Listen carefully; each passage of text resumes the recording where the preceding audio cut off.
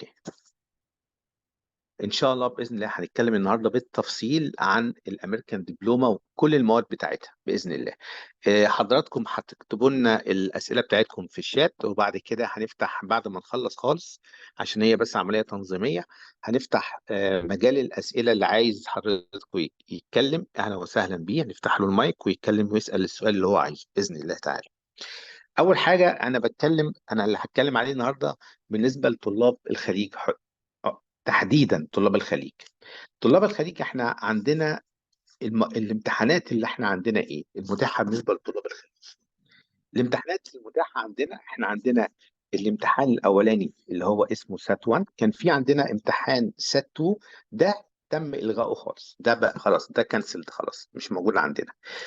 امتحان سات 1 ده يا جماعه، الامتحان ده اللي بياخده بيبقى كأنه حاصل على ادبي. يعني ايه ادبي؟ يعني يخش اي كليه ما تبقاش علميه، يخش اداب، يخش تجاره، بيزنس، يخش اي حاجه بس ما تبقاش كليه علميه. الامتحان مقسم لايه؟ مادتين، هما مادتين اتنين بس، هما الماس والفرع التاني اللي هو ايه؟ الانجليش. كل واحد عليه 800 درجه. الامتحان ده بقالنا من شهر مارس اللي فات الامتحان قلب ديجيتال. يعني ايه ديجيتال؟ يعني الامتحان بيبقى موجود على الطالب، بيمتحن على اللابتوب بتاعه. الطالب بياخد معاه اللابتوب بتاعه المدرسه، بيمتحن عادي الامتحان بتاعه، بينزل بس برنامج عليه وبيمتحن، ما فيش عنده اي مشكله. الدرجه بتبقى هنا الانجليش 800 والماس هنا 800. هل في طلبه بتجيب درجات عاليه؟ اه طبعا. الطالب السات سواء ماس سواء انجليش، الطالب اللي بيذاكر بيجيب درجات، ما عندوش اي مشكله. الموضوع عندنا بس عايز ايه؟ عايز استمراريه ومذاكره، لان احنا الطلبه عندنا بتزهق بسرعه مع شغل المدرسه اللي بيبقى عندهم، فالطلبه بتزهق بسرعه. طيب الجزء الاولاني ده انا اتكلمت عليه اللي هو سات 1، ده اول نوع من انواع الامتحانات اللي عندنا. انا هتكلم على كل انواع الامتحانات اللي موجوده. النوع الثاني وهو برضو موجود في السعوديه وموجود في الامارات، الامتحان ده متاح في الخليج عادي، متوفر يعني. الامتحان اللي هو اي سي تي 1. اي سي تي 1 هو بيتكون من جزئين، هو برضه الماس والانجلش. الامتحان ده هو وسات 1 الاثنين ممكن تختار واحد ما بينهم، مفيش اي مشكله. بالنسبه لطلاب الخليج الامتحان ده معترف بيه، ممكن الطالب يدخل لما ينزل يدخل بيه جامعه في مصر، يدخل بيه جامعه في مصر مفيش اي مشكله، الاثنين زي بعض، الاثنين شبه بعض. نقدر نقول بنسبه 80% الاثنين شبه بعض. ال 80% الاثنين شبه بعض، ما عدا الانجليش في اختلافات شويه زياده عن الماس. لا، الدنيا قريبه جدا لبعضها. الدرجه من هنا من كام؟ من 36. لكن بيجي في الاخر بيدي لك تحويله، جدول تيبل، بيجي يقول لك والله اللي جايب 25 ده بيساوي كذا من 800، اللي جايب 26 بيساوي كذا من 800. ليه؟ لأن التنسيق عندنا في مصر هو متعود على السات، فهو بيحول الدرجات بتاعة الأكت ده بيحولها للدرجات بتاعة زي درجات السات. الامتحان ده برضو أدبي، كل ده المتابع لسه أدبي، ما دخلناش في أي حاجة علمية خالص. بعد كده في امتحان تاني مصر عملته اللي هو بنسميه احنا الإيست، أو السات المصري زي ما بنسميه. الامتحان ده مش موجود غير في مصر بس يعني اللي عايز يمتحن هينزل مصر يمتحن فيها، ما فيش بره، لا، في الخليج مش موجود. كان في وعود ان هم يعملوه في الامارات والسعوديه، بس لغايه النهارده ما الوعود دي ما تمتش، يعني ممكن تتم في الفتره الجايه احتمال، لكن حتى الان لسه ما فيش اي حاجه تمت. الامتحان ده هو زي امتحان السات، برضه ماس عليه 800، انجلش عليه 800. الماس تقريبا برضو نقول 80% منه شبه الامتحان بتاع سات 1. الاختلاف هيكون ايه؟ الاختلاف في الانجليش، لان السات الجديد اللي هو الديجيتال غيروا شكل الامتحان الانجليش، لكن الايست بتاع مصر فضل على نفس السيستم القديم ما غيرهوش، فبالتالي الامتحان الانجليش هو اللي فيه تغيير. يعني المنهج هنا هيبقى مختلف شوية عن المنهج ايه؟ بتاع السات. دول الثلاث امتحانات المتاحين الاولانيين، البارت الاولاني من السنه. هتكلم على كل حاجه بس ادوني فرصه اخلص، وبعد كده ونشرح مواد الاي بي كمان، وبعد كده نفتح المجال للاسئله بتاعت حضراتكم. طيب بعد كده اللي عايز يخش طب او هندسه علمي، العلمي على فكره الامتحان اللي انا الجزء اللي هتكلم عليه ده كمان طلبه الاردن تبقى داخله في الموضوع. اول حاجه عندنا في الايست ده لمصر بس. ده عندنا ايه؟ عندنا ماس، كيمستري، فيزيكس، بيولوجي، شكرا. هم دول الموجودين. الماس في عندنا ليفل 1 وفي عندنا ليفل 2. على فكره السات القديم كان كده، وهم واخدين نفس السيستم، واخدين نفس القصه بالظبط، مقلدينه تيبيكال. بعد كده عندي ايه؟ عندي الاكت 2. اه الاكت 2 بقى ايه؟ ده في كذا حاجه. ليه كذا حاجه ازيد من الايست؟ عشان طلاب الاردن بيمتحنوا حاجات زياده. طلاب الاردن بيمتحنوا 5 مواد من دول، احنا بنمتحن مادتين اتنين بس. مادتين اتنين بس. بتنقي مادتين حسب بقى ما انت عايز تدخل. عايز تاخد ماس وكيمستري، عايز تاخد كيمستري وبيولوجي، عايز تاخد فيزيكس وبيولوجي. الموضوع ماشي حسب ما انت ما بتبقى مقرر عايز تخش كلية ايه. عايز طب، عايز هندسة. ومعانا الجزء بتاع الكيمستري مستر محي هيشرحه لنا كويس ممكن الطالب يختار ايه لو هو عايز يروح كلية طب مثلا او صيدلة. مستر محي هيشرح لنا الجزئية دي. والفيزيكس الماس طبعا مع الفيزيكس هيودي هندسه. الماس والبيولوجي او الكيمستري والبيولوجي اعتقد بيودوا طب. الانجليش والامريكان هيستوري دول لطلاب الاردن هيستفيدوا منهم اكتر من عندنا احنا. دول ما مش استفاده بالنسبه للطلاب المصريين. ده لو انت عايز تقلب من ادبي لعلمي. طب في واحد يقول لي ينفع انا اخد في العلمي اخد الادبي بس واوقف؟ اه بس مش هتخش لا كليه طب ولا هندسه. خلاص مصر كده تبقى موقفه. مصر شغاله بسيستم ان ثانويه عامه ادبي وثانويه عامه علمي. فانت لو اخدت سات 1 او ايست 1 او اكت 1 انت بس ادبي. لكن هتاخد ده بلس الاكت 2 او الايست 2، ان في الحاله دي انت بتقلب لعلمي. تمام. في من الناس عندها اعتقاد ان مواد الاي بي تحل محل اكت 2. لا، مواد البي لا تحل محل الاكت 2. لازم اكت 2 تاخده. هل لازم اخد اكت 2 ده وانا في جريد 12؟ لا، ممكن تاخده وانت في 11. مفيش اي مشكله. ممكن تاخد، ممكن تقسمه، ممكن تاخد كل ماده في توقيت. مفيش عندي مشكله خالص. مفيش اي مشاكل. طيب، هاجي بعد كده ازاي بحسب الدرجه. عندي طريقتين للحساب. طريقه لو الطالب جايب اقل من 1090، وطريقه تانية لو الطالب جايب فوق ال 1090. يعني انا مدي لك تقسيمه كده قدام حضرتك اهي. الطالب اللي جايب اقل من 1090، 1080. بتكلم على جاب 1080. باخد ال 1080 بقسمها على 1600 وبضرب في 60%. ايه 60% يا مستر؟ دي بتاعت ايه؟ دي الدرجه بتاعت الامتحانات اللي احنا اتكلمنا عليها، اللي هي ايه؟ اللي هي يا اما سات 1 او اكت 1 او اي اس تي 1. خلاص. يعني الامتحانات دي كلها عليها 60%. عليها 60%. الله، طب ما درجة المدرسة عليها قد ايه؟ لا، كل مواد المدرسة اللي الطالب يدرسها في المدرسة دي بالنسبة لي كلها على بعض هي 40% فقط. يعني الامتحان ده لوحده عليه 60%؟ للأسف ده لوحده عليه 60%. ده مهم جدا. الناس كلها بتهتم بمواد المدرسة، وتيجي ده تيجي تذاكره قبلها باسبوعين ولا قبلها بشهر. لا يا جماعه، الدرجات دي مهمه قوي ان انت تجيب فيها حاجه كويسه، عشان دي تفرق معاك كتير جدا. ال 40% دول كل المواد المدرسيه اللي انت حضرتك بتدرسها في جريد 11 و12 كلهم على بعض كده هم ال 40%.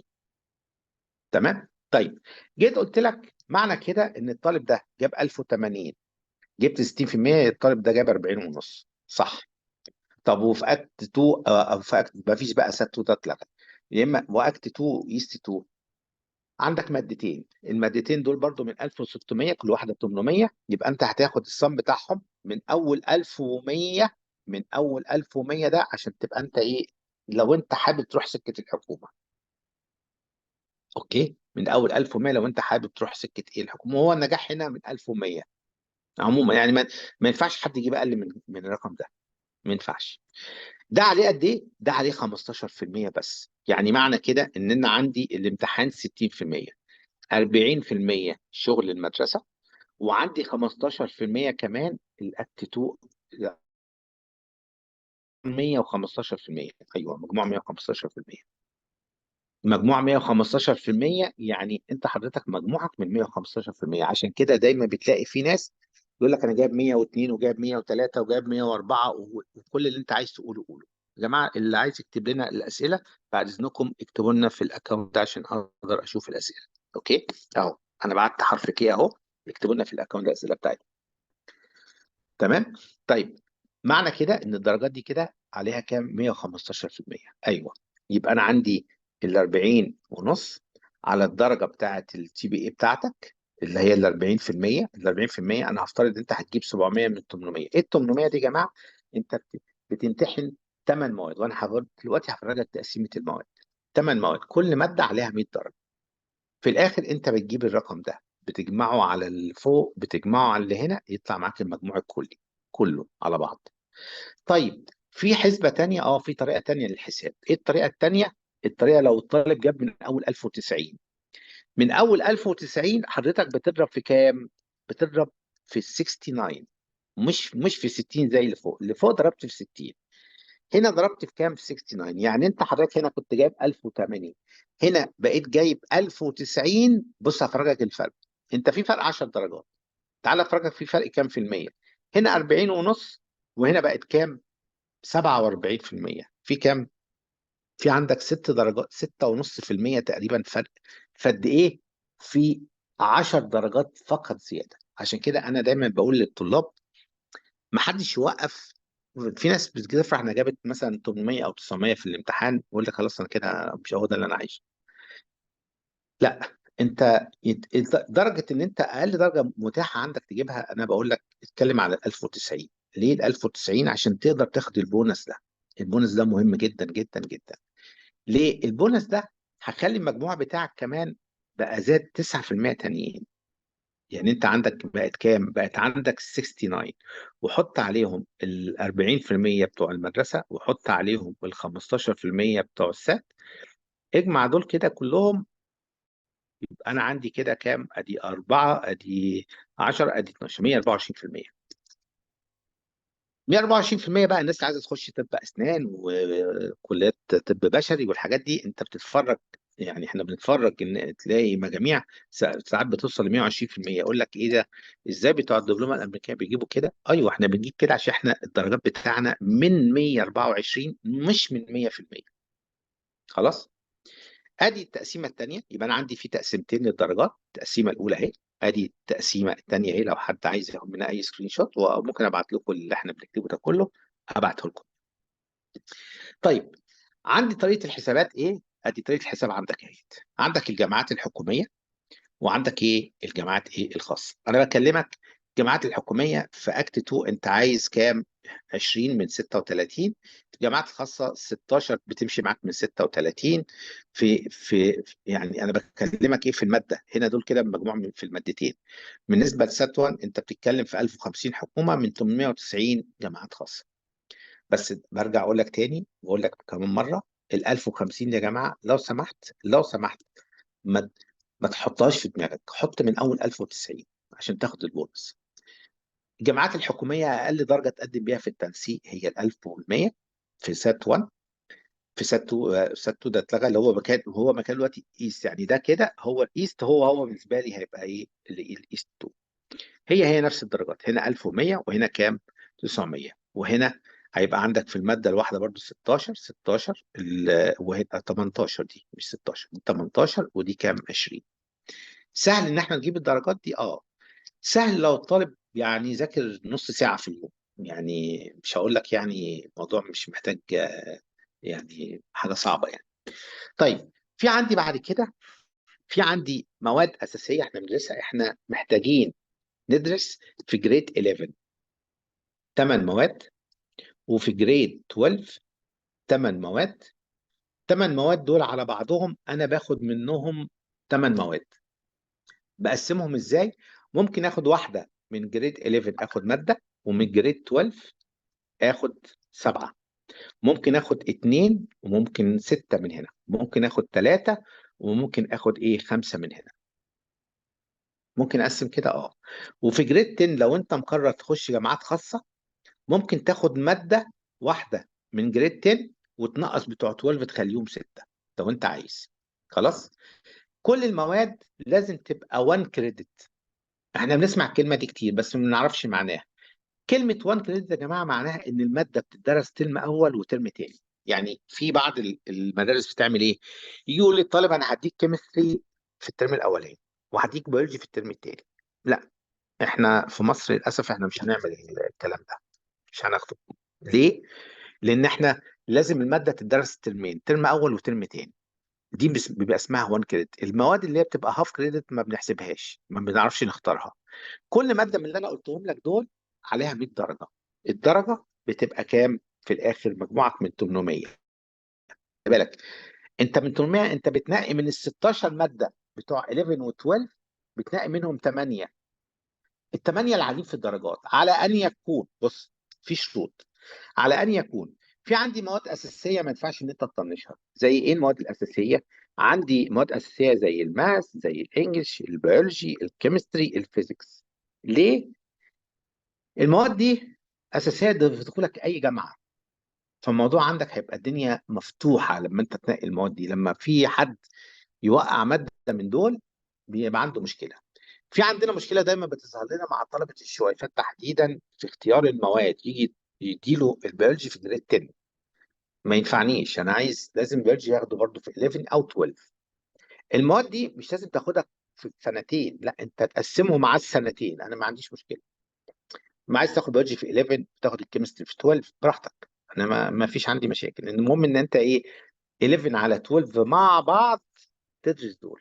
خلاص، دول كام ماده؟ دول خمسه. طيب ايه المواد التانية الفرعية اللي هنلاقي فيها؟ والله المواد الفرعية دي كتيرة جدا، بس هدي لك المواد الأكثر شهرة: البيزنس، الايكونومكس، الفرنش، الاسبانيش، الارت، الامريكان هيستوري، الورلد هيستوري، السوشيال، الكالكلاس، بري كالكلاس، الجيوغرافي. كل الحاجات دي تعتبر مواد. طبعا في واحد يقول لي انا اخترت ميوزك، لا ميوزك مش هينفع، ما تنفعنيش ميوزك. الفيزيكال اديوكيشن مش هينفعني ولا هاخده. لازم مواد تبقى كلها 1 كريدت. اختيار المواد يا جماعه هو لعبه مهمه جدا في الامريكان دبلومه. ماشي. وانا بفضل ايه؟ انك تاخد في الاساسيين دول، تاخد منهم كذا حاجه في 11، عشان لو في مواد وقعت منك. واحنا في الخليج عموما، سواء يعني السعوديه، سواء الامارات، آه، الطلبه بتاعتنا بتتحاسب بحساب جامد شويتين في الدرجات يعني. فعشان لو مادة وقعت تقدر تعيدها تاني، من حقك تعيدها تاني، عيدها. ما فيش أي مشكلة. أنت تقول لهم في المدرسة أنا هاخد البيولوجي مرة تانية، أو هاخد الكيمستري أو الماس هاخده مرة تانية. ما فيش عندي مشكلة. تمام. هو المواد التانية لما تيجي تاخد، هاخد كالكلاس، ماشي، يكتب لك يعني يكتب لك في الشهادة بين قوسين كده جنبيه ماس بس. عشان هم في مصر حافظين المواد، يعني بتوع التنسيق للناس المقررة انها تخش تنسيق، جامعات خاصة الدنيا بتمشي. التنسيق يعني إلى حد ما الدنيا بتبقى متكتفة شوية في الكلمات، يعني هو عايز زي ما هو مكتوب عنده في الورق. فالحاجات اللي قلتها دي مهمة جدا. طيب كل امتحان من اللي احنا حكينا عنهم بقى، السات 1 او اكت 1 او اكت 2، كل سنة الطالب من حقه يخش كام محاولة؟ عندك 6 محاولات في جريد 11 و6 محاولات في جريد 12، يبقى 6 و6، يبقى انت عندك 12 محاولة. طب ينفع الطالب يخش السات ويخش الاكت كمان؟ اه ينفع. يبقى انت عايزك تاخد عندك 6 و6 تانيين، وعندك كمان في الإيست لو انت نزلت مصر اجازة عندك 6 و6 تانيين. يا جماعة انا بصراحة ببقى يعني ازاي الطالب عنده كل المحاولات دي؟ احنا زمان كان عندنا امتحان واحد ثانوية عامة لو جالك دور برد انت ضاعت منك المادة. انت النهارده عندك كذا محاولة وكذا تاريخ وعدد كبير جدا، يعني اللي ما بيعرفش يحل لازم هيتعلم، لازم هيتعلم. الولاد بس، انا شايف ان الولاد بس بتبقى عايزه متابعه، عايزه ان هي تهتم بالمواد بتاعه السات. لان للاسف الشديد الناس بتهتم بشغل المدرسه كتير جدا جدا جدا، بتروح راميه السات تكتشف في الاخر ان الدرجات المحسوبه 60% على الامتحانات دي والمدرسه كلها عليها 40% و15% على اكتر. يعني انت عندك 75% على الجزئيه اللي انت بتبقى راكنها على جنب على الرف دي. يبقى الحاجات اللي انا قلتها دي مهمه جدا جدا. هاجي اتكلم على مواد الاي بي، واسمحوا لي لو دكتور اسامه موجود معانا، او نبدا بدكتور محي. دكتور اسامه لو موجود معانا بس يرفع ايده كده. طيب انا هفتح المايك لدكتور محي الاول. دكتور اسامه هو موجود؟ ماشي. بس المستر دكتور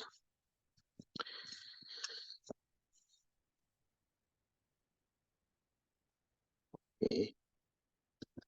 ماشي دكتور اسامه، اتفضل بحضرتك تشرح لنا بس الاي بي عموما بتاع البيولوجي. انا فتحت عليك المايك، اتفضل. السلام عليكم. عليك السلام. يا استاذ محمد، ازي حضرتك؟ اتفضل يا فندم. ربنا اتفضل. يبارك فيك. طيب، هو دلوقتي بالنسبه للاي بي احنا بنتكلم على كورس وبنتكلم على امتحان. الكورس من الكورسز المتقدمه قوي. يعني انا درست ناشونال ودرست امريكان ودرست اي جي. الكورس واي بي كمان. الكورس يعتبر في مستوى الاي ليفل اي جي، ويعتبر في مستوى الهاي ليفل اي بي. فكورس متقدم جدا جدا بيأهل الولاد للي هيشوفوه في الكليات بعد كده لما يدخلوا كليات القطاع الطبي، بالذات كلية الطب طبعا يعني. فكورس قوي جدا جدا جدا. طبعا ده معناه ان محتاج طلبة مهتمة بالبيولوجي، وطلبة عايزة تجيب درجة عالية في البيولوجي، ومستعدة ان هي آه، تبذل المجهود المطلوب. بالنسبة للامتحان، الامتحان ظريف جدا جدا جدا. أسئلته بيبقى فيها تفكير، فيها كلام كتير، ولكن سهل إن هي تتجاوب. التدريب عليها سهل. يعني الناس اللي شافت السات سات 2 زمان، وشافت امتحاناته، يعني ما زالت موجودة على الإنترنت. هتلاقيه شبه طريقة السات 2، ولكن الليفل متقدم شوية. بالنسبة للكورس، الكورس يعتبر زي ما قلت كورس قوي، بيخش شوية في التفاصيل عشان يحضر الولاد لمستوى الكلية. عندنا 8 يونتس بندرسهم. معظم اللي بيتدرس في الاي اس تي، ولكن بتفصيل اكتر. الامتحان عبارة عن جزئين. جزء من multiple choice questions، وجزء من زي كده free writing questions بنسميها free response questions. ده عليه نص الدرجة وده عليه نص الدرجة. المالتيبل تشويس بيبقى 60 سؤال في 90 دقيقة بيتحلوا. يعني السؤال معانا دقيقة ونص نحله. طبعا بعض الأحيان بيبقى عندنا question set، فإحنا هنقرأ مرة واحدة ونحل كذا سؤال. الأسئلة بتحتاج وقت في القراية، ولكن سهل جدا. عندي four choices بدور على الإجابة فيها، بيبقى سهل جدا إن أنا ألاقيها، لأن ال three other choices بيبقوا شوية يعني off، يعني far fetched، بعاد خالص عن الإجابة المطلوبة. ما بنلاقيش مشكلة الحمد لله في تدريب الولاد على المالتيبل تشويس. أغلب أخطائهم بتبقى حاجة ما قراهاش، حاجة ما أخدش باله منها. لو هو كويس في الإنجليش يبقى إن شاء الله مفيش مشكلة في إن هو يفهم التكست اللي قبل السؤال. ده بالنسبة للمالتيبل تشويس. نص الدرجة، 60 سؤال في 90 دقيقة، إن شاء الله مفيش مشكلة فيهم. بالنسبة للوقت، أو بالنسبة ل إن السؤال يتفهم، بيبقى الكلام واضح. حتى بعض المعلومات اللي الولد محتاجها عشان يجاوب السؤال بتبقى موجودة في السؤال نفسه. مش بيدور على أنت حافظ ولا مش حافظ، لا، قدامك المعلومات وعندك الكونسبتس الأساسية اللي أنت درستها خلال السنة. وريني بقى ازاي هتستخدم المعلومات اللي عندك والمعلومات اللي قدامك في ان انت تجاوب السؤال ده. الجزء الثاني من الامتحان بيبقى في ساعة ونص. الجزء الثاني من الامتحان ساعة ونص، عبارة عن يعني 90 دقيقة و90 دقيقة. ال 90 دقيقة التانيين عبارة عن الفري ريسبونس كويستشنز. بيبقوا اتنين كبار وأربعة صغيرين. اتنين كبار الواحد فيهم 8 أو 10 درجات، يعني واحد 8 وواحد 10، المجموع 18. الأربعة الباقيين كل واحد عليه 4 درجات، يعني المجموع 16. بس احنا طبعا ما نعرفش الفورميولا اللي هم بيحسبوا بيها الدرجة، يعني الدرجة بتتجاب ازاي. ولكن دي الدرجات. الفكرة إن السؤال أبو 8 درجات مثلا بيبقى فيه 4 أجزاء، كل جزء درجتين. السؤال اللي فيه مثلا السؤال اللي ب4 درجات بيبقى فيه 4 أجزاء، كل جزء بدرجة. هي دي الفكرة. وميزة الفري ريسبونس، يعني هو الشباب في الأمريكان ما بيحبوش قوي الفري ريسبونس، مع إن هو ظريف جدا وجميل جدا وسهل جدا نجيب فيه درجات. لأن الموضوع زي إيه؟ زي أنا قاعد أتكلم كده على قد ما أنا أقدر أتكلم، وفي واحد ماسك عداد وبيعد لي كل حاجة صح بقولها. فانا ممكن اتكلم كتير، الف زي ما كنا في كليه الطب كده، نخش الامتحان عندنا سؤال عايزين نكتب فيه صفحتين، نقعد نالف نالف نالف نالف. في وسط التاليف ده انا قلت كل المعلومات اللي اعرفها، فاخدت الدرجه. شويه الحاجات الزياده بقى اللي انا قلتها دي ولا تزعلني في حاجه، مش هيحاسبني عليها. وحتى لو قلت حاجه غلط في الزياده اللي انا قلته مش هينقصني عليه. فاولاد الدبلومه الامريكيه مش بيحبوا قوي الجزء ده من الامتحان، وان كان هو اسهل بكتير ان احنا نجيب فيه درجات من المالتيبل تشويس. زي ما قلت المالتيبل تشويس، لو انا في كلمه مش عارف معناها لاني ما كنتش مهتم السنين اللي فاتوا مثلا بالفوكاب في الانجليش، او مش بحب اقرا، فما اعرفش، ما عنديش حصيله من الترمينولوجي اللي تساعدني في ان انا اقرا بيولوجي واقرا كيمستري واقرا فيزيكس. فممكن الولاد بيقعوا في كلمه مش عارفينها، كلمه ما اخدوش بالهم منها. بعض الاحيان معلومات بتبقى شويه كريتيكال مكتوبه قبل السؤال، ما بياخدوش بالهم منها، بيكسلوا ان يقروا السؤال كفايه. لكن بالنسبه للفري ريسبونس كويستشنز فسهل جدا اني اقعد اتكلم اتكلم اتكلم واخد درجات. والمطلوب مننا يعني لو واحد مش عايز يجيب ال4 وال5، السكور بالمناسبة من 5. طبعا 5 ده توب، ده ولد يعني هيخش الكلية يجري بإذن الله. 4 ممتاز، 3 ده كواليفايد، ده يعني ناجح. ومعظم الشباب بيبقوا عايزين يجيبوا 3 كده وخلاص، وإن كنت أنا لا أنصح بذلك يعني. حاجة مهمة برضو أنا عجبني إن مستر محمد نبه ليها. زي ما بنقول في السات والاكت والاي اس تي، ان دول يا جماعه عليهم معظم الدرجه، وشغل المدرسه مهم جدا بس عليه 40% من الدرجه. فنفس الكلام الاي بي انا بلاحظ، يعني بعض الاحيان بنلاقي شباب في المجموعه يقول لي انا عندي كذا في المدرسه وعندي كذا في المدرسه وعندي كذا في المدرسه فمش هقدر اذاكر، فانا اتاخرت 1 يونت او 2 يونتس عنكم. طب سيبني لما الم شويه، بلاش نعمل امتحان. طب الهوم ورك معلش سامحني فيه. انا ما بقولش نرمي شغل المدرسه، ولكن تنظيم الوقت مهم جدا جدا جدا. مهم جدا لما ادي هوم ورك يتعمل، مهم جدا لما يكون في كويز تحضر وتعمله وتهتم له. ال ال الشغل خلال السنة هيوصلنا بإذن الله جاهزين آخر السنة. وهنتدرب على الأسئلة بتاعت الامتحان. عندنا كتير أسئلة، يعني الكوليدج بورد صراحة إيدها سخية جدا في إن هي تحط الأسئلة بتاعتها على الويب سايت بتاعها. الكوليدج بورد حط لنا الفري ريسبونس كويستشنز كتيره جدا. عندنا بعض الريليست اكزامز من زمان نتدرب على المالتيبل تشويس كويستشنز. اخر حاجه احب اقولها برضو ان لما الولاد بيجوا يدرسوا معايا الاي بي بفضل نشتغل كلنا من سورس واحد. ففي كتاب كويس جدا جدا ممكن احط لكم اللينك بتاعته، كتاب اسمه اي بي بيولوجي بريميوم، عاملاه بارونز، يعني ببلشر مشهور جدا جدا جدا في من ايام السات. وبيعمل الاي بي كل المواد.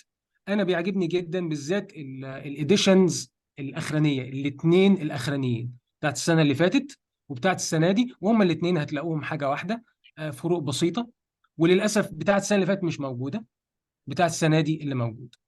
وموجود منها البيبر باك، هتتبعت لكم، هتاخد وقت شويه عبال ما توصل. وموجود منها الكيندل اديشن، وده سهل جدا ان الولاد يذاكروا منه على الموبايل، على التابلت، على اللابتوب. سهل جدا وبيوصل لكم في لحظتها، يعني مجرد ما بتدفعوا الفلوس بتستلموا الكتاب، بينزل على السيستم عندكم وتقدروا تذاكروا منه، وتقدروا تهايلايت وتقدروا تبوك مارك وتحلوا الاسئله وتشوفوا الاكسبلانيشنز والكلام ده. ف ده كده ملخص سريع للاي بي بيولوجي، والكورس شكله ايه والامتحان شكله ايه، وبعض النصايح يعني للي هياخد الكورس ده. واهم نصيحة ان انت تكون انترستد في البيولوجي. اشكرك، عشان شكرا دكتور اسامه، اشكرك. العفو، العفو. شكرا جزيلا. انا هحط اللينك آه، بعد اذن حضرتك، هحط اللينك كده اتفضل في ايفري اتفضل ون، اتفضل عشان حط. عشان الناس اتفضل اتفضل. هناخد مستر محي طبعا يعني العاشق للكيمستري، يعني يدخل برضه يوضح لنا. نفتح لحضرتك المايك يا مستر محي، ممكن حضرتك تتفضل معانا. السلام عليكم. عليكم السلام دكتور محي، ازي حضرتك؟ ازي حضرتك يا فندم؟ ايه الاخبار؟ الحمد لله اهلا والله تمام. بحضرتك واهلا بالساده الافاضل. انا اهلا بيك. حابب بس يعني استاذن حضرتك كمان، يا ريت لو تفتح الشير يعني if I حاضر can اعمل لك، يعني. ايه. انا ادي لك تبقى ادمن معانا، حاضر من اوكي. عينيا. طيب اوكي. about chemistry AP يا شباب. احنا بنتكلم على الكيمستري AP one of the most important يعني حضرتك في وسط يا بنقول مستر عليها محي، subjects. حضرتك في وسط خلاص، ممكن تفتح من عندك تمام تعمل شير. تمام. طيب انا كنت الاول بتكلم على الكيمستري في طلبه كتير قوي بتاخدها، وخصوصا السنين اللي فاتت من الوطن العربي، لان حضراتكم عارفين ان في الوطن العربي وخصوصا الاردن في شباب كتير قوي بتاخدها من الاردن، ان هم عندهم اتجاه كامل للاي بي. فزي ما قال مستر كحكي ان الاي بي كيمستري والبيولوجي والفيزيكس من المواد العلميه اللي بتبقى مطلوبه جدا في الكليات، وخصوصا القطاع الطبي طبعا. فمثلا لو احنا بنتكلم عن القطاع الطبي زي ما قال برضو دكتور اسامه، ان احنا بنحتاج البيولوجي مع مواد تانية. خلاص، المواد التانية دي ممكن تكون كيمستري او فيزيكس. طيب about الكيمستري، احنا بنتكلم على الكورس اوف كيمستري، بيبقى عباره عن 9، زي ما حضراتكم شايفين 9 يونتس. اوكي، دول بنبتدي بيهم ستيب باي ستيب، طبعا من كتاب محترم جدا. اوكي، احنا بنشتغل عليه وطبعا ببعته للولاد. وزي ما قال دكتور اسامه ان احنا بيبقى عندنا يعني فلكسبيليتي، ان احنا ممكن نستخدمه على التابلت، ممكن نستخدمه على الموبايل، ممكن نعمل له برينتنج as you like. في حاجه اهم بقى من الكتاب كمان، ان احنا بنعمل زي هاكس او بنعمل زي summaries for each unit او for each topic. دي بتفرق معانا جدا جدا جدا في حل الاسئله، لان حضراتكم عارفين ان الكيمستري بتبقى يعني ماده بتتفهم كويس قوي الاول، وبعد كده بنبتدي نعمل عليها براكتس او نعمل عليها طب ثانيه واحده just a minute. مستر محي يقفل بس ان حد يعمل كتابة من عند حضرتك، معلش استاذنك. طيب اوكي just a minute. اوكي. yes. اوكي، طيب ممكن تمسح حضرتك، ممكن تمسح. yes. اتفضل اتفضل. فاحنا دلوقتي مثلا سي ان احنا اخذنا يونت 1 اللي هو الاتوميك ستراكشر اند بروبرتيز بدون تفاصيل، انا شرحته، وبعد كده عملنا سمري للتوبيك ده بالجولدن هاكس، بهاو تو سولف الكلام ده كله. طيب يجي بقى دور حاجه اسمها according questions، ودي زي ما قال دكتور اسامه في منها جزء بيبقى released by the college board. الاكوردنج كويستشنز دي بتبقى عباره عن زي ما حضراتكم شايفين، ان مثلا سي ان ده يونت 1 اللي انا شرحته اوريدي. في بعد كده الاسئله دي بتبقى according يعني زي بالظبط فكره الاي جي، بيبقى عندهم برضو according questions which means ان دي اسئله real او اسئله from the past papers، بس متقطعه او يعني نقدر نقول عليها classified for each topic. ميزه الجزء ده ان احنا ما بنستناش للاخر عشان نتدرب على اسئله الكوليدج بورد او الافكار بتاعت الكوليدج بورد اللي ان شاء الله هتتكرر معانا. فاحنا بنحلها مع بعض، جزء منها بيبقى كلاس وورك، وده بيبقى بالماركينج سكيم بتاعه عشان خاطر نعرف الصح من الغلط، وفي جزء تاني بيتاخد هوم وورك. طيب بالنسبه للجزء اللي بيتاخد هوم وورك، سي ان حضرتك هتعمل له هاندلنج ان ديدلاين معين، اوكي بنتفق عليه. الكلام ده كله انا بعمل له ريجوليشن باسلوب ظريف على جوجل كلاس روم. اولادي بينضموا لجوجل كلاس روم، بيبقى فيه اساينمنت بالهوم وورك بديدلاين، الناس بتعمل له تيرنينج ان، اللي بيسبميت ليت يعني بيبقى فيه متابعه برضو مع الاهل. طب ايه سبب المشاكل؟ ممكن يكون مثلا حاجه لها علاقه بالمدرسه زي ما دكتور اسامه قال، وده طبعا ما يغنيش عن دور الاي بي او الاي سي تي او اللي هو about 75% من التوتال سكور بتاعك. فطبعا يعني لازم برضو يبقى فيه تجاوب في البوينت دي. بعد ما بنحل الاكوردنج كويستشنز، ودي طبعا بتوصل للطالب لغايه عنده، بيجي دور برضو حاجه اسمها موك اكزامز. موك اكزامز زي ما حضراتكم عارفين ان هو بيبقى افتر ايتش تايتل او افتر جروب اوف تايتلز بنتفق على تايم معين هنعمل فيه اكزام، وده بيبقى بتايم محدد وبسكور طبعا بيطلع للطالب وولي الامر. طيب هل ده يعني اداه التقييم الوحيده؟ لا طبعا بيبقى فيه ادوات كتير قوي، بس ده بيوريني البروجرس فور ايتش ستودنت ماشي ازاي. وخصوصا ان احنا الحمد لله الجروب بتاعنا مع مستر كحكي احنا بنتابع بنفسنا، يعني المتابعه شخصيه مع كل طالب ومع كل ولي امر، بحيث ان احنا نعرف البروجرس ماشي ازاي. في اي دروباك او في اي مشكله للطالب يبقى احنا لازم نتلافاها بيفور ذا اند، لان مش معقول طبعا ان احنا في شهر 3 او شهر 4 لسه هنشوف المشاكل اللي موجوده ايه. لان بعد اللي انا شرحته ده كله هيجي بقى دور الباست بيبرز اللي هي official which is released by الكوليدج بورد، بتتحل. جزء منها بيبقى موك اكزام، موك اكزام يعني بالتايم المحدد بتاعها بكل حاجه. اوكي طيب، ايه بقى نوع الاسئله اللي موجوده معانا؟ ويمكن دكتور اسامه نبه ليها وحابب برضو اشاركها مع حضراتكم. نوع الاسئله اللي دايما بنتسال فيها النوعين. زي ما حضراتكم عارفين ان احنا عندنا multiple choice questions، ودي about 50% او هي 50% من الاكزام. دي بتبقى في حدود ساعة ونص او 90 minutes بالظبط، ودي بتبقى 60 questions. اوكي، في الباست كانت ساعات بتبقى اقل من كده، بس هم خلاص ريسنتلي بقت 60. بالنسبه للفري ريسبونس، وهو ده اللي يعني يعتبر جديد بالنسبه لطالب الامريكان، لان انا اصلا كمان بدرس اي جي واي بي. في الاي جي والاي بي بيبقى دايما موضوع الستراكشرد كويستشنز او يعني الكويستشنز اللي فيها اساي او اللي فيها اجابات او اللي فيها ووردز دايما بتبقى موجوده. لكن هنا بالنسبه للامريكان ده يعتبر يمكن اول اكزام بالنسبه له اوفيشال في كلمه الفري ريسبونس. فري ريسبونس بتبقى عباره عن تو بارتس هنا في الكيمستري. لونج questions which is long يعني بيبقى عليها درجات كبيره، دي بتبقى 3 وعليها 10 points each. وفي 4 questions اللي هم short بيبقوا just small calculation او 2 words او 3 words وخلاص، وبيبقى عليها 4 points. طيب ده بالنسبه ل 50-50، ده 90 minutes وده 105. طيب بعد ما حلينا الاكزام وبعد ما ذاكرناه مع بعض سواء في الموك اكزام او حتى في الاوفيشال ترايل، بيطلع حاجه اسمها الجريد باوندريز. احنا بنسميها في الاي جي جريد باوندريز، هنا بنسميها رو سكور. الرو سكور ده بيبقى عباره عن ايه؟ الرو سكور ده بيبقى سي ان هي عندي 50 questions او 60 questions، المهم ان بيبقى عليها 50%، بيطلع عليها سكور اللي هو فور المالتيبل تشويس او الجزء الاول. الجزء الثاني اللي هو الفري ريسبونس اللي هم 7 questions اللي هم الثلاثه اللونج والفور الشورت.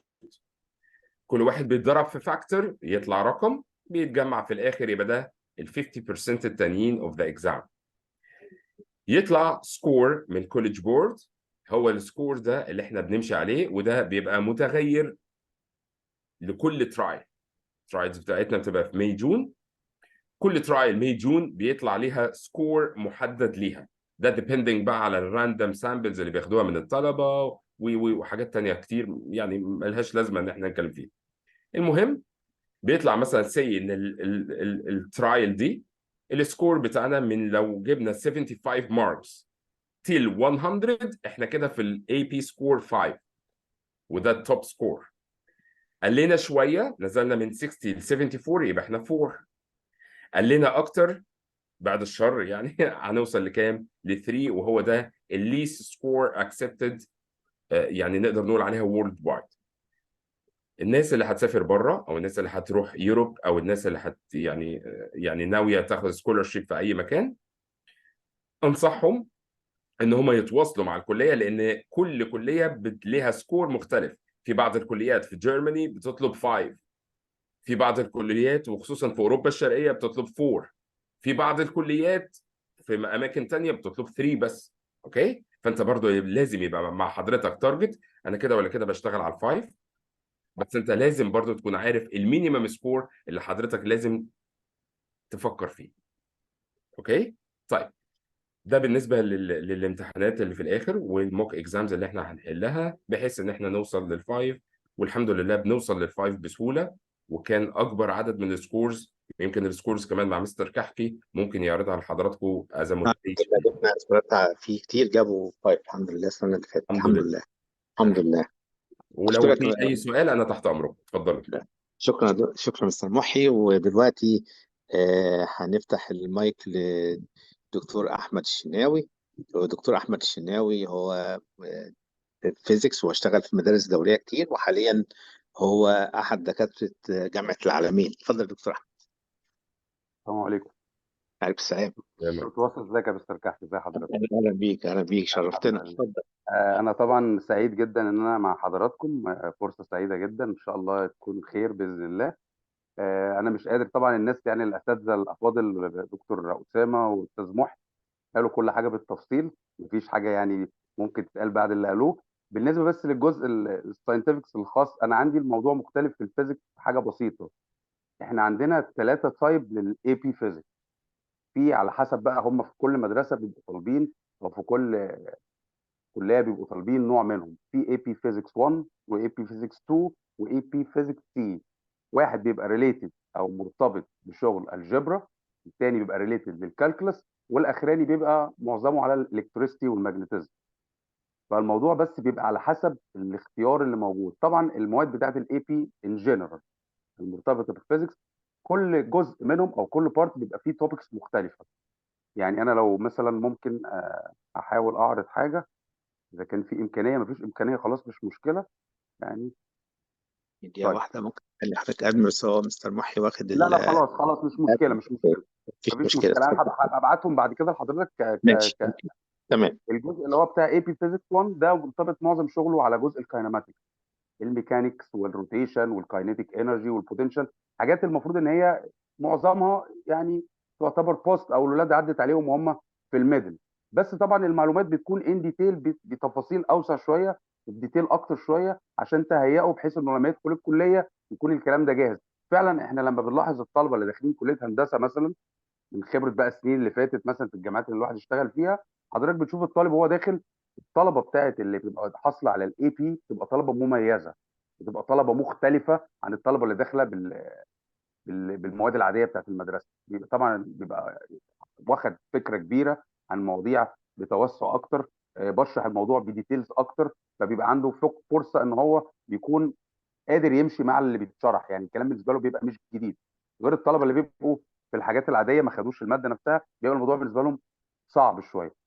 الجزء الاخراني او الاي بي فيزيكس اللي هي تايب سي دي معظمها مرتبطه بشغل الالكتريستي والماجنتيزم. يعني طبعا كل طلبه بقى اللي داخلين كليات انجينيرنج او في كليه هندسه مثلا، مرشح انه شغال في الالكتريستي، شغال في الماجنتيزم، هيطلع بعد كده مهندس باور، مهندس مش عارف ايه. كل الكلام ده حضرتك بيبقى ان ديتيل اكتر شويه.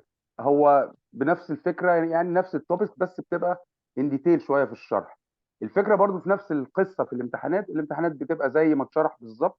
جزء مالتي تشويس اللي هم 90 سؤال، اللي هم 60 سؤال اللي في 90 دقيقه دول بالظبط، ودي بتبقى طبعا سهله انها تتجاوب. والجزء الفري ريسبونس، انا عندي بقى جزء الفري ريسبونس ده مختلف شويه عن بقيه التوبكس الثانيه، ان هو ممكن في الموديل انسر حتى لما يجي يحل الامتحان هو بيبقى محتاج كلمه واحده، وهو الكلمه دي لو كتبها بياخد ال3 درجات، مش محتاج بقيه الكلام ده كله. وهو بيبقى مديله اكتر، يعني في الموديل انسر مديله اكتر من اجابه تنفع، ممكن كذا وممكن كذا، ممكن A وممكن B وممكن C وممكن D، اي واحده منهم صح ياخد الدرجه كلها. فبقى عنده ابيليتي ان هو بيحصل على درجات اكتر. فالاسئله بتاعت الفري ريسبونس فعلا هي، انا شايف او من واقع الامتحانات قبل كده ان الاسئله بتبقى الاجابات بتاعتها انكلود. حضرتك بس حضرت، فهمت، جمعت الشرح، هتبتدي حضرتك تحل وهتبتدي تكتب. ويا ريت بس ان فكره ان الطلبه نفسها بتيجي بيكسلوا، ده اللي انا بقى بشوفه، بيكسل يقرا السؤال، يقول لك السؤال طويل قوي، يعني هقرا كل ده؟ هي الفكره كلها بس يعني نحاول نبذل مجهود شويه. الطالب اللي داخل ادفانسد ده طالب مميز، فالمفروض هو عارف ان هو طالب مميز بياخد ماده مميزه مع ناس مميزين بيحاولوا يوصلوه لبوينت معينه. فيحاول بس ان هو يبقى يبذل مجهود شويه، عشان الموضوع مش سهل، يعني مش صعب، مفيش حاجه صعبه. والحمد لله يعني انا شايف مستر كحكي يعني معاه ناس كلها يعني ناس افاضل وناس كلها يعني ما شاء الله الخبرات بتاعتهم عاليه جدا، والسكورات بتاعت الاي بي كلها فعلا الناس كلها جايبه فوق الخمسه على مر السنين اللي فاتت. انا اتعاملت مع الناس دي ما شاء الله يعني. انا شايف الكرو حلو قوي، بس انا طالب من الولاد ان هم بس يحاولوا يبذلوا مجهود شويه. يعني انا ما فيش حاجه ممكن اضيفها اكتر من كده مستر كحكي، وانا متشكر جدا لحضرتك. شكرا شكرا جزيلا. شكرا شكرا شكرا شكرا. مستر. اتفضل. اشكرك جدا. طيب انا هرد على شويه اسئله من اللي حضراتكم بعتينها. حضراتكم باعتين اسئله، في حد باعت لي بيسالني هو انا لازم اخد اي سي تي 1 وبعدين اخد اي سي تي 2؟ بصوا يا جماعه، اللي عايز ياخد اي سي تي 1 او سات 1 اتس اوكي، وبعديه كده تاخد اكت 2 او ايست 2 اتس اوكي. بس هو اللي داخل العلمي اي حاجه علميه لازم ياخد الاثنين. مش هتفرق معايا تاخد اي حاجه سات 1 اكت 1 اي اس تي 1 بلس، يا اما اكت 2 او اي اس تي 2، اي واحده منهم مش هتفرق معايا. في اسئله تانية. آه آه اوكي. طيب انا هفتح المايك يا جماعه، اللي حابب يسال اي سؤال في عنده هاند كده موجوده يرفع الهاند بس، وانا هخليه افتح المايك يبدا يسال.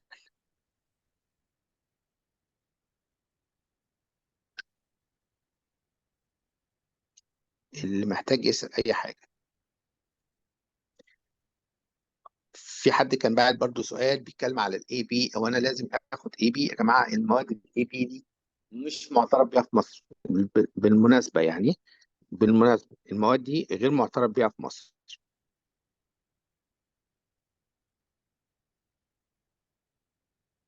المواد دي كلها يا جماعه غير معترف بيها في مصر. المواد دي عشان لو حضرتك هتدرس بره مصر او هتدرس في الامارات. اوكي. اي نوع من الفيزيكس، واكتر حاجه اكتر حاجه بتبقى يعني بتتاخد، اللي انا شايفه من تجربه السنه اللي فاتت، هي الالكتريستي. اوكي. الكمبيوتر ساينس طبعا في كمبيوتر ساينس، في كالكولس، حسب ما انت بتبقى متوجه تاخد ايه. في جامعات في اوروبا بتحتاج 3 مواد، وفي جامعات في الامارات بتحتاج مادتين.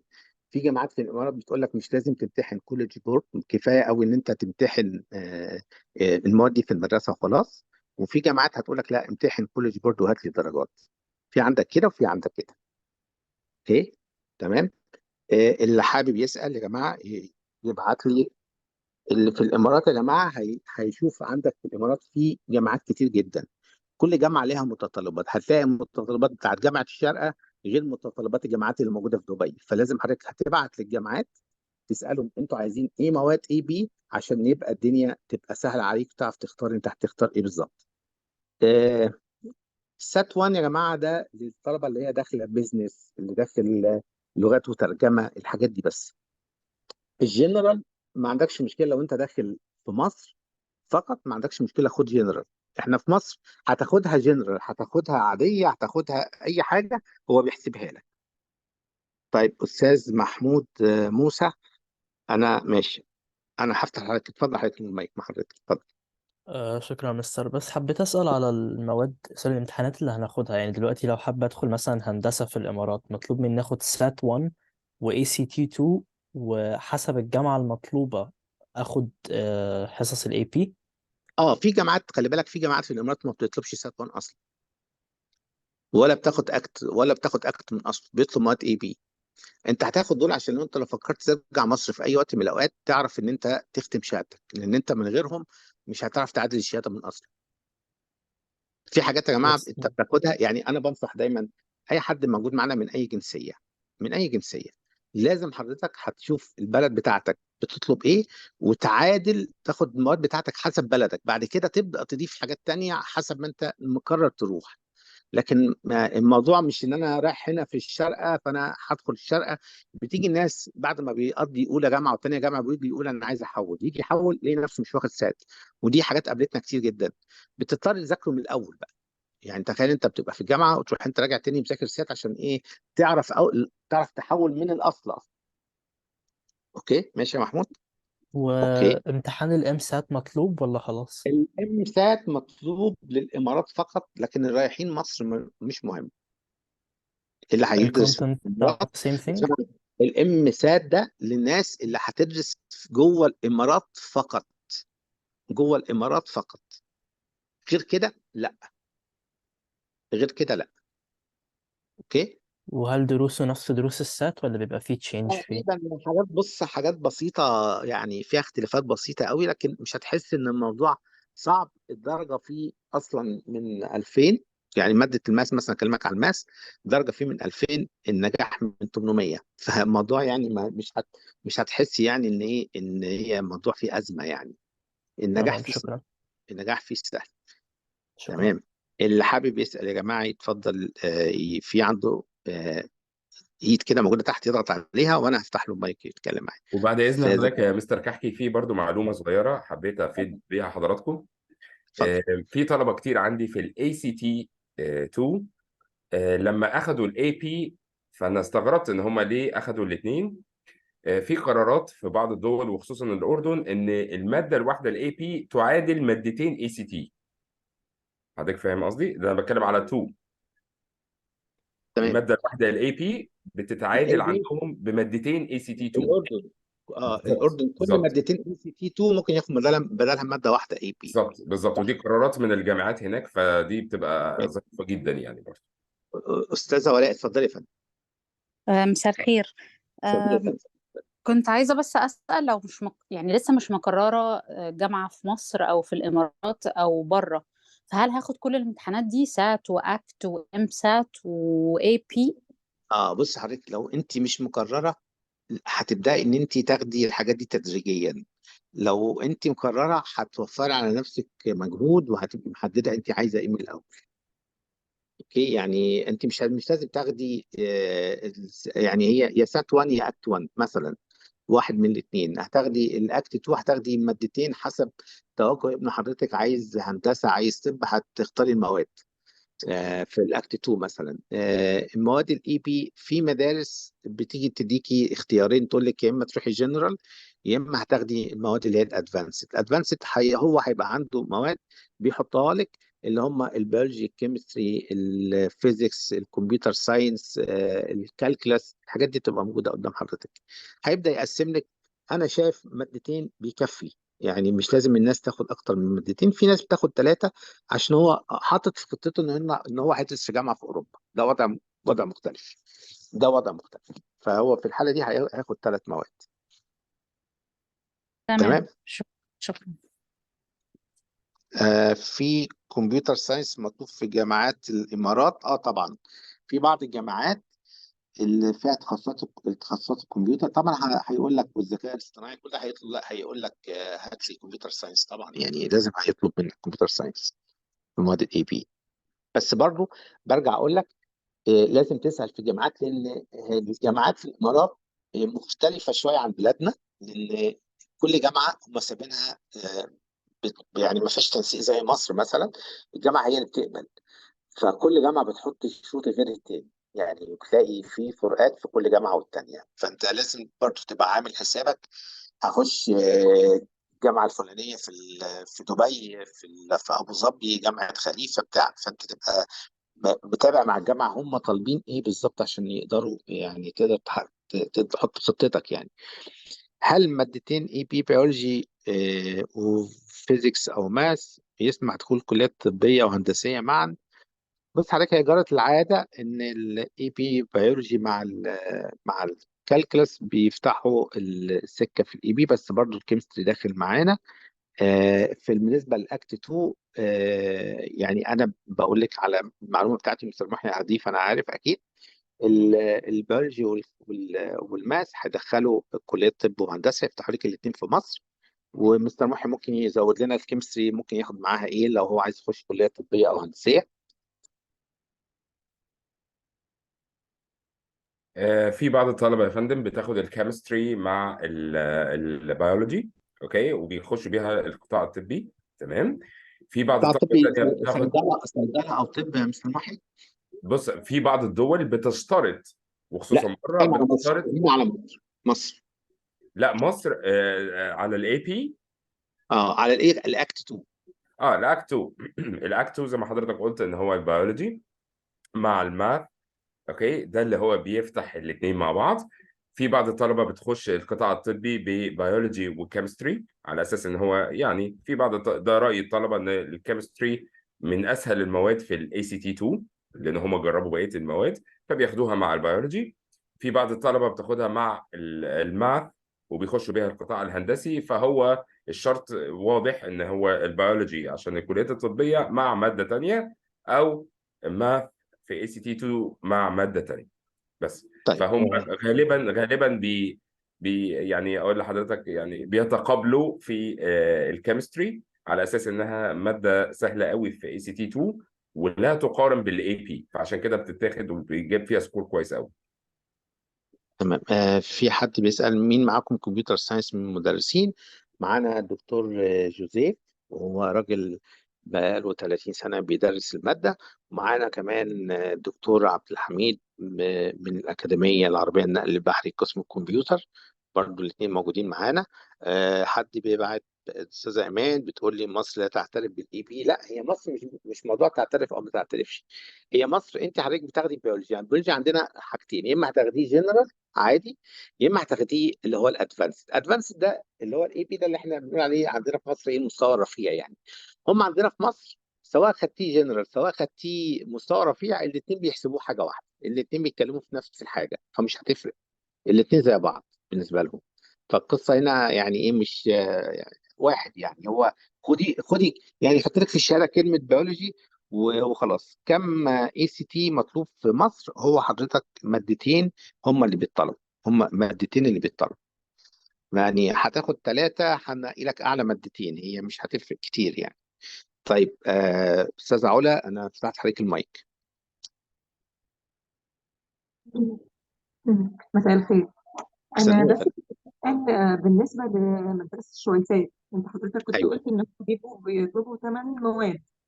طب إحنا لو اه خدنا الأساسية دول 5، الثمانية الثلاثة الباقيين بيبقوا إيه؟ ما بص العربي حضرتك بيضاف. انت الالعاب ما بتضافش، مم. ولازم تاخدي الماده 1 كريدت. ما بص عليك بتوع الشفات عندهم مشكله، يجي يقول لك انا يعني دي بتقابلني كتير مع طلبه كتير يعني، يقول انا خدت مم. بيولوجي في جريد 10. خلاص انت خدت بيولوجي في جريد 10 هحسبه لك، بس هتخش جامعه خاصه، ما تجيش تقدم تنسيق. التنسيق يا فندم جريد 11 و12 بس. ماشي، ما هو البيولوجي ماشي هياخدوه سنتين، ماشي تمام. أنا بتكلم كمواد إضافية عشان يكملوا مع الثمان الوضع مواد. عند حضرتك بقى في حاجات كتير احنا قلناها، في عند حضرتك بيزنس، في عند حضرتك يعني جغرافي، عندك كمبيوتر ساينس، عندك حاجات كتير ممكن تضيفيها مع اي ثلاثه، اي مم. 3 مواد يدرسهم ما فيش مشكله. انا يهمني في اجمالي السنتين اللي هم الثمانيه والثمانيه بتوع السنتين، انا دول 16 ماده حضرتك درستيهم، انا هنقي منهم 8. فانت حضرتك ركزي على 8 يفيدوكي. ايه الثمانيه اللي يفيدونا؟ عندنا البيولوجي كيمستري فيزيكس ماث وانجلش، وتقيلك اي 3 جنبهم ما عدا الميوزك والفيزيكال اديوكيشن، دول مش عايز. مم. مم. تمام. يبقى كده تمام، حضرتك اللي هو اشتغلت 8 البيزنس، مادة. ايكونومكس، فرنش، ارت، هيستوري، الحاجات دي. ايوه وورلد هيستوري، كل ده شغال، كل ده شغال. مم. تمام.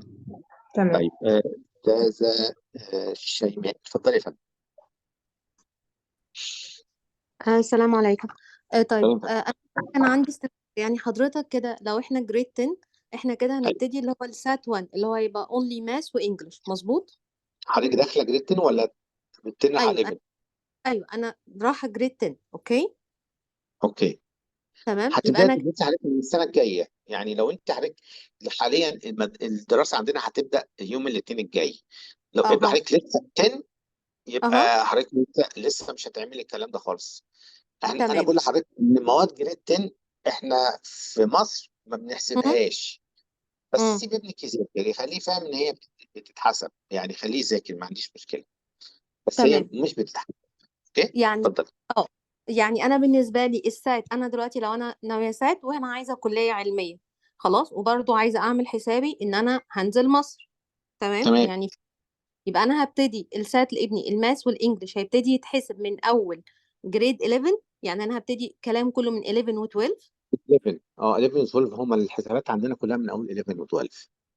تمام. فانا المدرسه عندي هتبقى انا عادي باخد انا الماس والانجليش بتاعي بتاع السات بلس مواد المدرسه، مظبوط؟ خدي مواد المدرسه عندك السنه دي. انت هتدرسي سات، لو انت عايزه تدرسي سات ابداي ادرسي اها سات مثلا من شهر يناير اللي جاي مثلا بتاع كده، تمام مش من بدري. فاهمه حضرتك اها ازاي؟ مهم. في حد كاتب جريد 10 بتحسب الجريد 10 تحسب بالدول الاوروبيه او امريكا. طبعا يعني امريكا بتتحسب من جريد 9 اصلا. يعني امريكا بتحسب الدرجات من جريد 9. تمام في دول كتير بتحسب مواد من جريد 10 بس. برضو التركيز في اوروبا حاليا بقت على مهم. مواد الاي بي اكتر من كمان المدرسه كمان يعني، اوكي اكتر من بس مواد المدرسه. انا اقدر اخد في جريد 10 اخد اي حاجه من الاي بي كورسز بتاعتي مظبوط. برضو بس احنا بص حضرتك، انا ها كثانويه عامه مش اها هحسب لك حاجه الا من اول 11 تمام ده في مصر في مظبوط. مصر. اوكي اوروبا بقى انت حضرتك اللي انت هتاخديه في 10 اوكي محسوب، ما عنديش ها مشكله. طيب معلش برضو انا دلوقتي اتفضل. بالنسبه حضرتك قلت احنا معانا 16 ماده نختار منهم 8 مواد، هم دول اللي انا هشتغل عليهم 11 و12 بالظبط. وهوزعهم بالطريقه اللي انا عايزاها صح. تمام تمام. طب هم هيبقوا بلس المواد بتاعه المدرسه، يعني احنا في الشويفات هيدونا مثلا احنا مدرسه شويفات سي هيدونا احنا الاوبشن ان احنا نختار المواد طبعا اوكي، ده بلس المواد اللي هم هيشرحوها لنا يعني ده ديفرنت. بس حضرتك هم في الشويفات عشان بس عند حضرتك خلفيه، هم ما لهمش دعوه بالسات خالص، ما بيشرحوش السات اصلا. ما بالظبط خلاص. اه مش فانا الشويفات حضرتك انت بتاخدي حضرتك عارفه السيستم، بتاخدي الماده اه اللي بتاخديها وتبقى عندك 3 امتحانات كل يوم ورا بعض ورا بعض ورا بعض، وهو ده ايوه الشويفات. احنا بالظبط. الشويفات مشكله طلبتها ان هي مه. مضغوطه في امتحانات المدرسه وبيطنشوا السات. بس انا باجي اقول لحضرتك ان اها السات والاكت 2 الاثنين مع بعض عليهم 75%.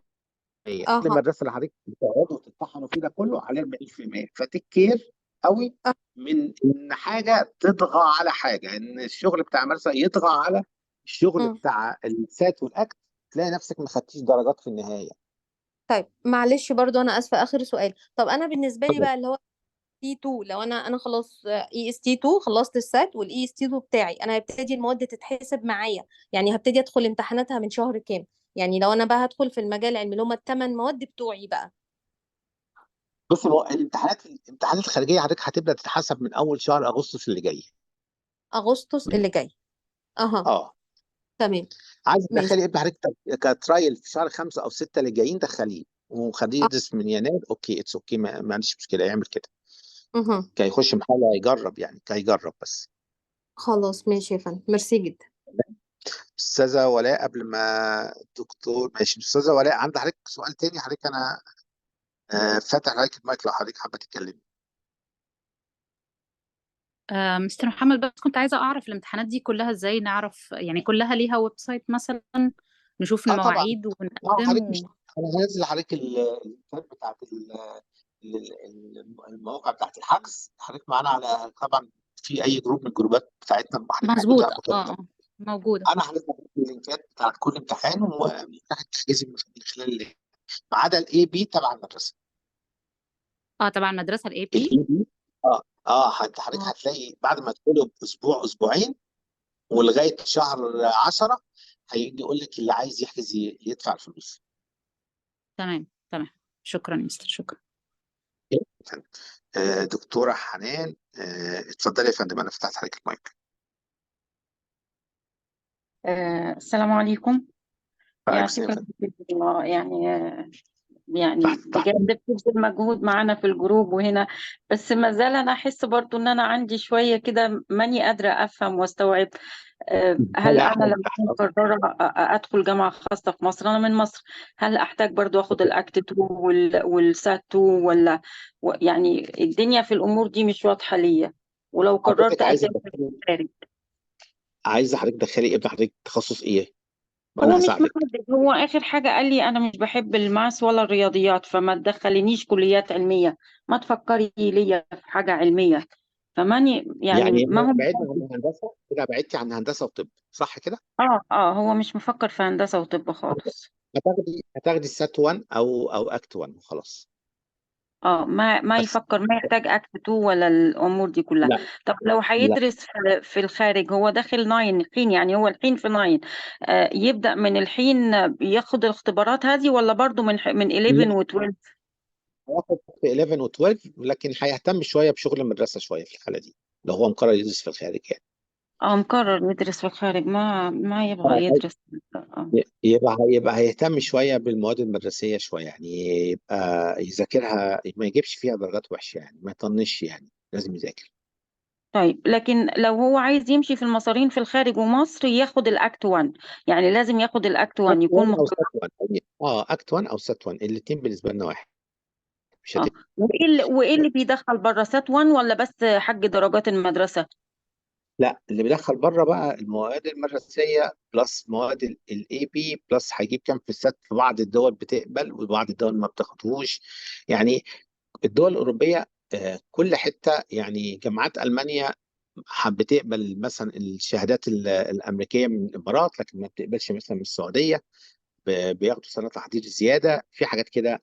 كل دوله بقى في الحاله دي بيبقى لها وضع. وفي دول تقول لك لا، هات لي اي سات وتعالى. اه يعني دول اوروبا هي كلها ممكن تاخدي سات 1 وتخش من غير مواد اي بي يعني. كل كل بقى بلد في الحاله دي لها ظروفها ولها ايه حاجتها. فبنتكلم ساعتها انه حسب ما حضرتك تبقى عايزه انهي واحده بنبدا نتكلم. طب ولو اوكي. هي أمريكا، يبقى الدبلومة الأمريكية هنا هي أسهل لها وماشية مع نفس النظام حقها؟ يعني إحنا هنا الدبلومة مش الأمريكية هتفرق يبقى هو يعني. نفسه؟ امريكا الدنيا واحده يعني، بس بقى حسب درجاته والحاجات دي بيبدا يشوف بقى يخش كوليدج ولا يونيفرسيتي. الموضوع بقى هنا بيخش في الدرجات اللي هو بيجيبها يعني. آه. كوليدج بتبقى سنتين، اليونيفرسيتي بتبقى 4 سنين. بتبقى الموضوع مختلف شويه بقى في هنا امريكا. حسب كل المواد اللي هو درسها ايه، ووضع ليها تقسيمه برضه كده. طيب، تمام. تمام. تمام، شكرا، ماشي. متشكرة. تحت تحت أمرك أستاذة شيماء، حضرتك عايزة تسألي حاجة تانية؟ أنا فاتح لحضرتك المايك تتكلمي لو حضرتك عايزة تسألي سؤال تاني.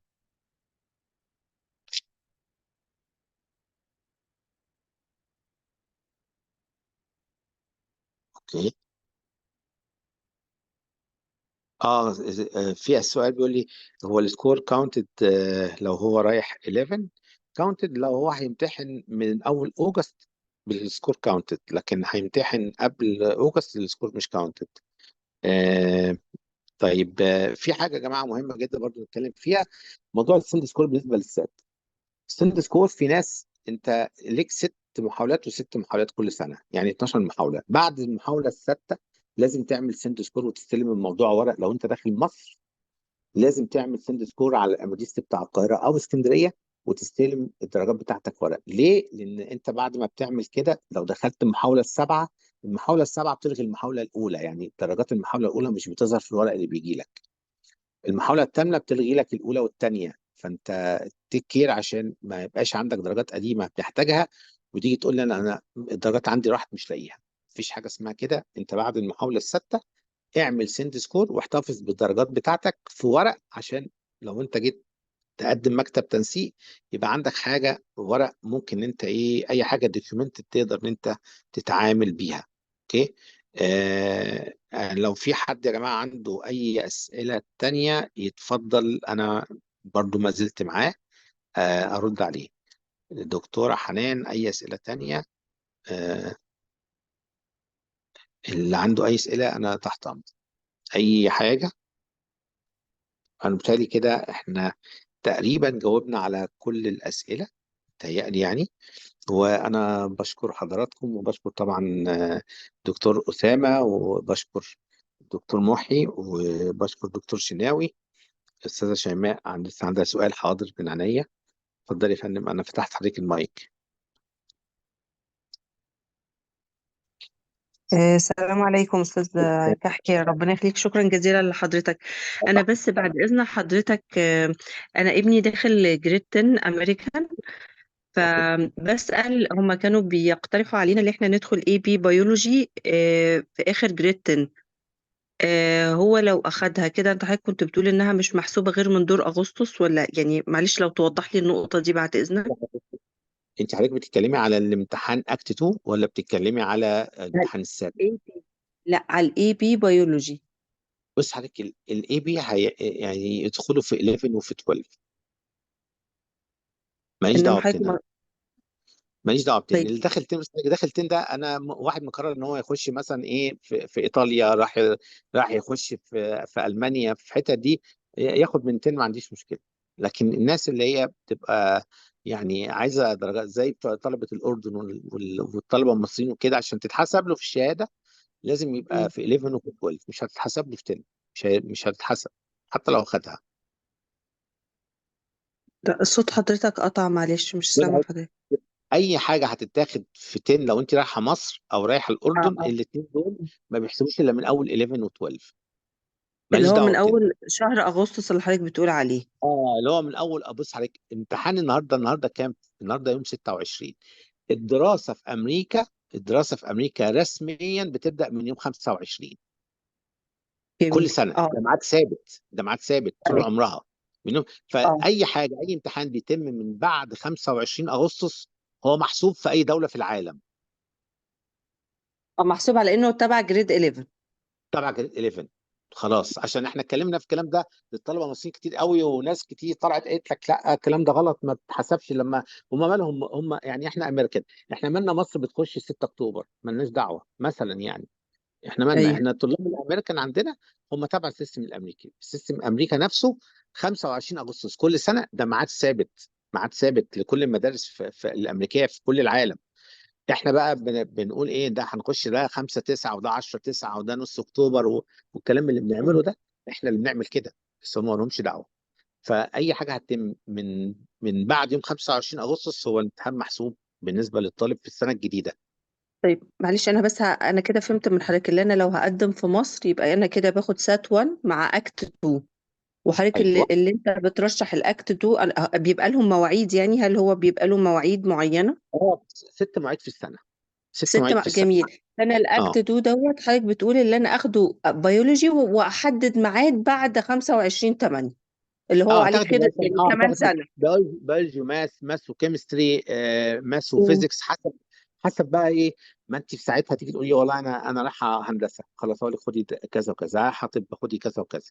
انا مش مكرره، لا هنعمل كذا يعني. ما فرق في كل حاله ايوه بيبقى لها ايه ظروفها، بنبدا نتكلم مع طيب الطالب معلش يعني. انا هسألك سؤال تاني بالنسبة بقى سواء البيولوجي او الماس او الفيزيكس.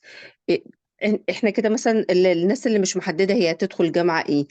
مم. انا عارفة ان بيبقى فيه اختلافات بين كل امتحان والتاني، انما كمادة علمية بيبقى فيه اختلاف بين الاكت 2 بيولوجي بين الاي بي بيولوجي، بيبقى فيه اختلاف رهيب يعني.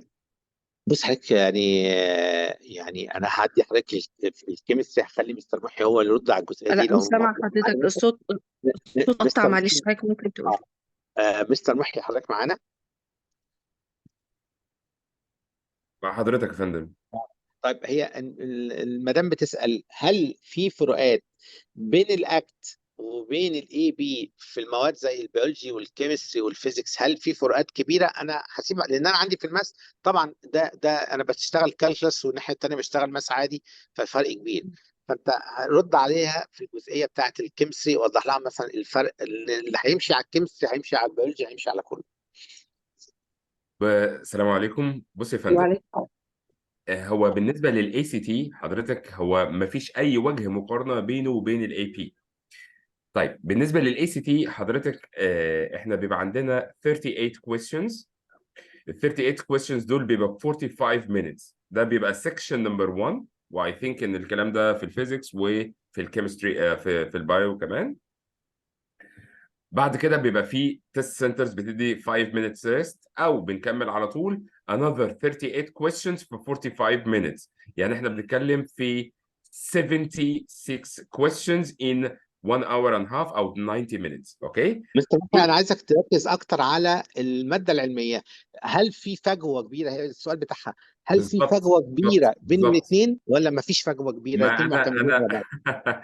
انا حبيت اشرح ده عشان ايوه اول فرق كبير قوي ان هي ايوه دي كلها ام سي كيوز بس. والام سي كيوز دي بتبقى من كويشن بانك، دايما الحاجات فيه بتتكرر، الافكار بتتكرر، يعني الموضوع بيبقى فيري سمبليفايد عن الاي بي. اوكي لو حضرتك بتسالي على تايتلز، طبعا لا، في تايتلز مختلفه في الاي بي مختلفه عن الاي سي تي. يعني حضرتك ممكن تقدري تقولي ان الاي سي تي هو شكل مصغر قوي من الاي بي. اوكي. وعشان كده زي ما قلت لحضرتك ان الماده الواحده في الاي بي في بعض الدول وخصوصا كمان بره بتتحسب بمادتين اي سي تي. اوكي. بس طبعا كسكور، سكور الاي سي تي سهل جدا ان احنا نجيب، بيبقى اوت اوف 36، وبيبقى سهل جدا ان احنا بنوصل يعني 34 35 36 مع تدريب وكده. لكن طبعا الاي بي بيبقى اكبر شويه وبيبقى مور ادفانسد، هو اصلا ادفانسد بليسمنت ده اسمه، فعشان كده بيبقى مور ادفانسد وبيبقى فيه تشعبات تانية مختلفة طبعا. بس طبعا الباور بتاعه بيبقى مختلف تماما عن الاي سي تي، سواء كمادة علمية، سواء كبيزكس للطالب، وطبعا سواء الكليات اللي هو هيخشها. فدي طبعا محتاجة تحديد الوجهة من الأول يعني. ايوه الاي سي تي حضرتك ده اللي في مصر ماشيين عليه. اي سي تي 2، يس مقبول عادي خالص. يس. ايوه انا شاكره جدا لحضرتك، شكرا جزيلا ليكم جميعا. واخر معلومة برضو عشان خاطر برضو افيد حضراتكم، الاي سي تي 2 اسهل بكتير او احسن بكتير كمان من الاي اس تي. لو حضرتك بتقارني بين الاثنين، الاي سي تي افضل من الاي اس تي في المواد العلميه اللي هي 2، يعني اي سي تي 2 افضل من اي اس تي 2. اوكي. شكرا مستر محي. استاذ عفوا. رشا بتقول لي لازم اخد اي سي تي 1 وبعدين اي سي تي 2.